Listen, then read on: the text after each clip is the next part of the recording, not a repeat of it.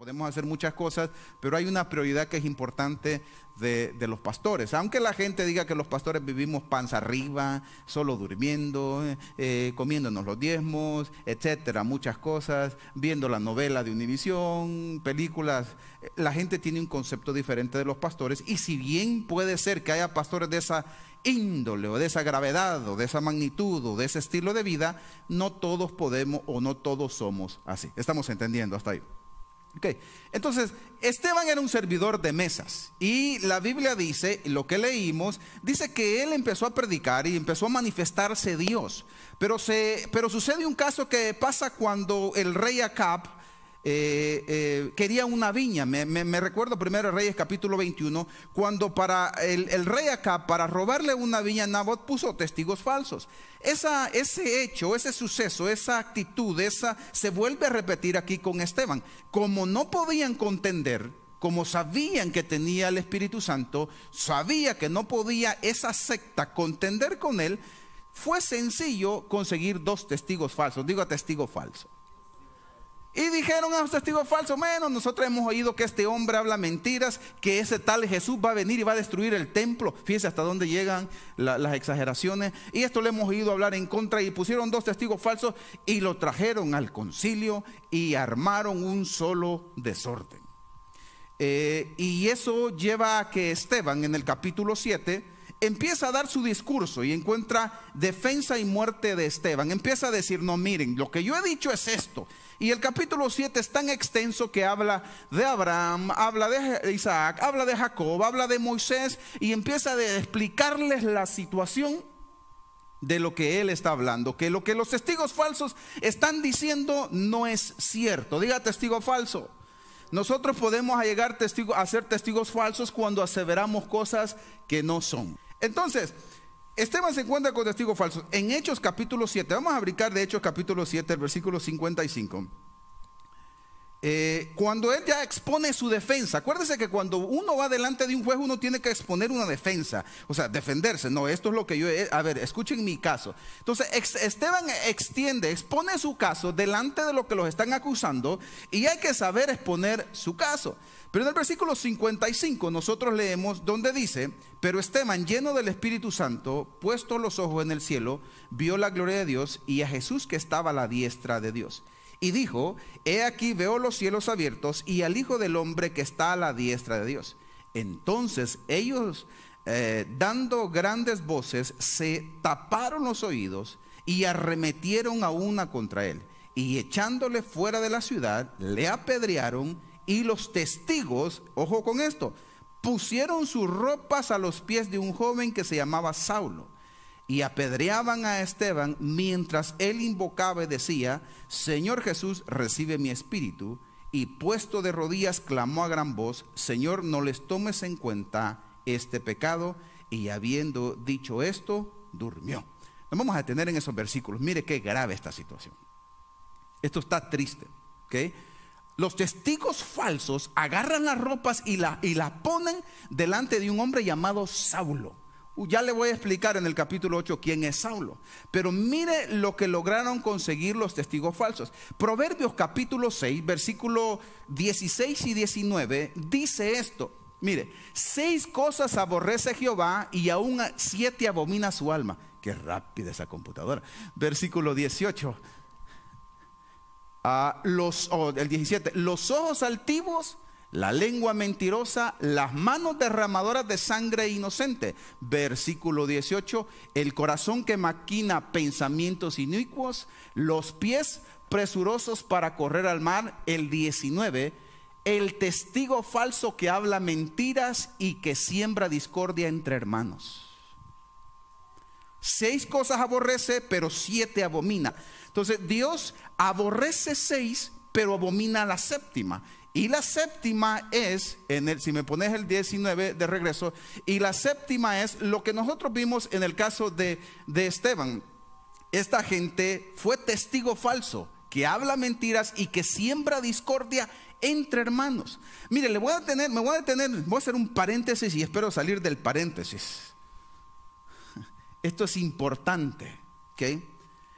Como cristianos, nosotros tenemos que defender el evangelio que nosotros vemos en la Biblia y que nosotros vivimos. No el que vive otra iglesia, no el que vive otro pastor, el que nosotros vivimos.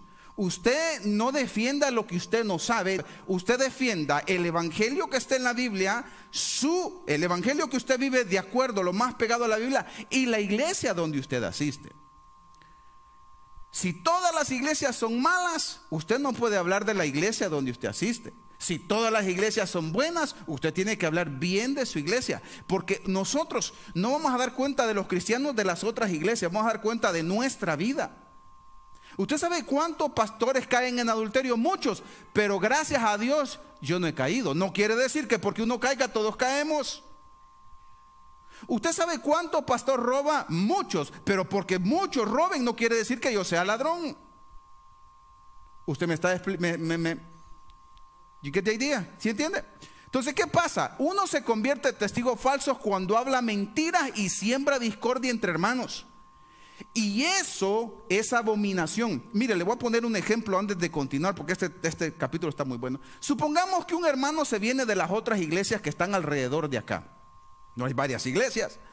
Pero el hermano no se viene porque dice, ¿sabe qué, pastor? Me gusta su iglesia, me encanta su iglesia. No. Generalmente en Hastings lo que pasa, cuando alguien se sale de una iglesia, sale como Superman. ¡Tarará! Dice, me salí de esa iglesia porque no servía, porque el pastor hacía esto, porque el pastor esto, porque esto. Los que siempre salen como Superman. Y vengo, pastor, a decirle que ese pastor Oscar es esto, y esto. Viera. Entonces, ¿qué pasa? Ese tipo de personas, sin darse cuenta, está sembrando discordia entre hermanos. ¿Sabe por qué? Porque ya el otro pastor ya no me va a ver igual. Porque aunque no queramos, lo que decimos nos afecta a nuestra mente y nuestro corazón. Pero toda la mayoría de las iglesias se van, me voy por esto, y salen como supermanes o superwomen, siempre sembrando la discordia, y eso es peligroso. O aún dentro de la iglesia, los testigos falsos que hablan mentiras, que siembran discordias entre hermanos, es abominación. Cada vez que los sábados yo visito los departamentos, me da gusto cuando están enseñando, me da gusto cuando están aprendiendo, me da gusto. Aunque usted, a veces me tardo más en un grupo y en otro, qué bueno que cada uno de nosotros tengamos ese tiempo para entendernos, para ayudarnos. Y siempre es bueno, le decía, los domingos anteriores, murmuración siempre va a haber. No debería de, pero siempre va a haber. Hay una diferencia entre no debería de y que siempre va a haber. Siempre va a haber por la inmadurez o la imperfección que cada uno de nosotros.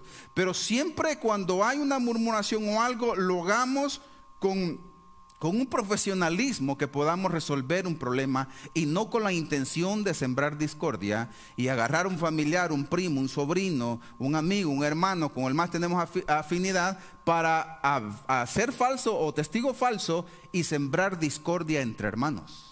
Porque a veces tenemos conceptos de personas porque alguien siembra discordias en nuestros corazones. Y tenemos una mala percepción de alguien porque oímos lo negativo. Todos somos defectuosos. Pero a veces alteramos las versiones. Cuando uno trata de justificarse, ya uno le está cerrando la puerta a la misericordia a Dios. Cuando uno trata de justificarse, uno empieza a decir, yo soy bueno, como aquel hombre que se justificaba delante de Dios. Yo no hago lo que este publicano hace. Cuando nosotros los seres humanos nos justificamos, caemos en una etapa, en una plataforma donde le cerramos a Dios su misericordia y su justicia. ¿Me entiende hasta ahorita? Todos somos imperfectos, todos los que estamos aquí pecamos, todos los que estamos aquí fallamos y necesitamos cada uno de nosotros entender que tenemos que ir mejorando. Pero usted aprenda algo, no importa los pastores de la otra iglesia, cuando alguien le hable mal de ellos, usted no es testigo falso y usted no diga amén, usted diga vamos a orar por él, usted diga vamos a clamar. Usted cuando escuche el mal testimonio, el mal ejemplo de un hermano de otra iglesia, no se ponga o no nos pongamos al wiri wiri como como decimos, sino digamos, está bien, no hay problema, me han dicho, me han contado, pero no seamos testigos falsos. Hay que honrar y respetar, porque miren, muchos de nosotros estamos en el punto F, en el punto G, pero otros todavía vienen en el punto A, en el punto B. Les hace falta llegar hasta donde nosotros estamos. Y cuando nosotros no conocemos a las personas, es mejor nosotros no opinar de ellos y decir, ¿sabes qué? Yo no lo conozco, pero yo no puedo ser un testigo falso y voy a sembrar discordia en medio de los pastores, en medio de las iglesias, en medio de mis hermanos. Me estoy explicando. Una persona que siembra discordia es abominable delante de Dios. Grave es eso, la Biblia dice, eso lo abomina Dios. Y si nosotros no estamos contentos en algo, en la vida, aún en el trabajo, no sembremos discordia. Las personas que siembran discordia son aquellas personas que caen en esta cláusula: 6 cosas aborrece a Jehová y 7 abomina su alma. Y no quiero decir que seamos perfectos, pero hay que tratar de abstenerse lo más que podamos. Hablar de un pastor, aún a un pastor en el internet, aún al pastor de que sale, y si puede ser cierto, si puede ser mentira, no nos corresponde a nosotros. Yo con dificultad quizás ando peleando por mi salvación, con dificultad quizás estoy tratando de meterme y escucho lo negativo por las redes sociales y por esto y por otras cosas. Hay que tener cuidado nosotros en ser testigos falsos. Hello, ¿estamos entendiendo? No seamos. Y cuando alguien siembra discordia, hay que nosotros saber, entender que hay que mantenerse alejados. Mire, yo le doy gracias a mi mamá, no que se haya muerto, pero que los últimos tiempos, los últimos días de su vida las pasó en nuestra casa y en nuestra cama. Y tuvo la oportunidad de conocernos cómo vivimos, pero alguien le había minado la cabeza, alguien le había enfermado la cabeza. Y qué feo cuando esa discordia existe. La gente habla, yo digo chistes de las suegras, mi suegra y mi suegra, porque nunca la conocí, pero uno tiene que aprender a respetar y decir, ¿sabes qué? Tenía una mala percepción de tu vida porque alguien me había dicho algo contrario, pero ahora mis ojos lo ven. Y como a Esteban no lo podían detener el avance, hubieron testigos falsos para que lo mataran. Yo le quiero decir algo antes de continuar. Si Dios tiene algo con usted, no hay nadie que lo vaya a detener. No hay nadie, no hay nadie. Usted aférrese de las promesas que Dios tiene, no de las que tiene el hombre, sino de las que Dios tiene en su vida. Aférrese de esas promesas y crea. Jóvenes, ustedes van a tener éxito en su escuela, en su estudio, si ustedes se aferran a las promesas que Dios tiene en su vida, si ustedes empiezan a creerlas y a luchar por ellos y a trabajar por ellos. Uno tiene que creer esas palabras y tiene que seguir caminando. ¿Sabe por qué yo estoy en la ciudad de Hastings? ¿Sabe por qué estamos acá? Es porque estamos nosotros peleando por nuestra salvación. Van a haber descontentos. ¿Hay descontentos? Sí. ¿Cuántas cosas no se dicen de nuestra iglesia? Muchas. Pero ¿nos vamos a detener a escuchar lo negativo o vamos a detenernos a escuchar lo que Dios tiene para mi vida? Y usted lo va a escuchar. Yo no le voy a decir que no lo va a escuchar. Va a escuchar cosas tan negativas, pero ¿sabe qué? Usted tiene que creer en la palabra de Dios y tiene que seguir, decir, yo sigo caminando. No estoy en esta iglesia porque me prometieron documentos. No estoy en esta iglesia porque me prometieron algo. Estoy en esta iglesia porque Dios me ha prometido la vida eterna si yo sigo confiando en Él. Donde quiera que usted vaya, en cualquier iglesia que usted vaya, siempre va a haber errores, defectos. Todas las iglesias somos defectuosos porque todos los que dirigimos y estamos en una iglesia somos seres humanos defectuosos. No va a encontrar una iglesia perfecta, nunca, nunca. Y cada vez que nosotros empezamos más a fijarnos en lo negativo, nos damos cuenta que nuestra vida se va apagando. Y me llama la atención lo que Esteban hizo. Esteban levantó sus miradas al cielo y dijo, veo al Hijo del Hombre, al Hijo de Dios, sentado a la diestra del Padre, la gloria del Padre. Aquellos se enfurecieron tanto, terminaron matándolo, y aún en medio de su muerte dijo, Señor, no les tomes en cuenta Iglesia, a nosotros nos pegan una cachetada y no decimos eso. A nosotros nos ponen mala mirada en la iglesia, en la vida, y no decimos esto. Obviamente no somos él, pero imagínate el amor que este hombre tenía, que lo están matando y en medio que lo están matando está perdonando. Ahora, no quiero decir usted, el pastor dijo que hay que recibir cachetadas. Venga, hermano. no, tampoco así la onda.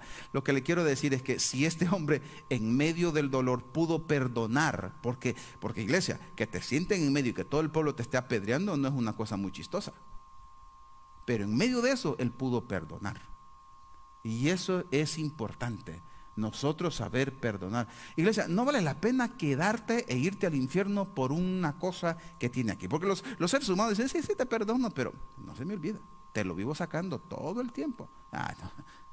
No. ¿Te acordás cuando lo traes? ¿Te acordás?